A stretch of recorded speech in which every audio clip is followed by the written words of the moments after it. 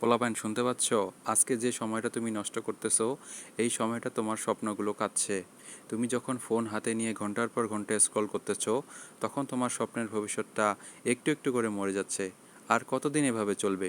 আর কতদিন তুমি নিজেকে বলবা কাল থেকে শুরু করব? কাল কখনো আসে না ভাই, আজই একমাত্র দিন যেটা তোমার হাতে আছে। দেখো, যারা আজকে তোমার থেকে এগিয়ে আছে, তারা কিন্তু তোমার থেকে বেশি স্মার্ট না। তারা শুধু আগে শুরু করেছে। তারা শুধু প্রতিদিন একটু একটু করে নিজেকে কষ্ট দিচ্ছে। আর তুমি এখনও অপেক্ষা করতেছো? পড়াশোনা কষ্টের, হ্যাঁ কষ্টের, কিন্তু না পড়ার কষ্টটা আরও অনেক বেশি কষ্টের। একদিন যখন তোমার বন্ধুরা ভালো জায়গায় চাকরি করবে, ভালো জীবন কাটাবে, তখন তুমি শুধু ফোন হাতে বসে থাকবা আর ভাববা আমিও তো পারতাম।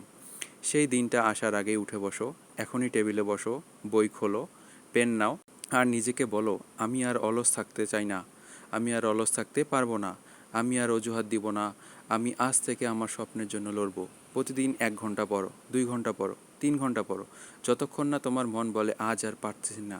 তারপরও আরেকটু পড়ো, কারণ সেই আরেকটুটাই তোমাকে অন্যদের থেকে আলাদা করে দিবে। তুমি সাধারণ হতে চাও নাকি অসাধারণ হতে চাও, সিদ্ধান্তটা তোমার। আজকে যদি তুমি 1 ঘন্টা পড়ো, তাহলে কালকে তুমি নিজেকে গর্ব করে বলতে পারবা আমি কালকে যা করেছি আজকে অনেকেই সেটা করতে পারেনি। পোলাপান, সময় নষ্ট করার আর সময় নেই। এখনই উঠো, এখনই বইয়ের সামনে বসো আর নিজেকে প্রমাণ করো যে তুমি পারো।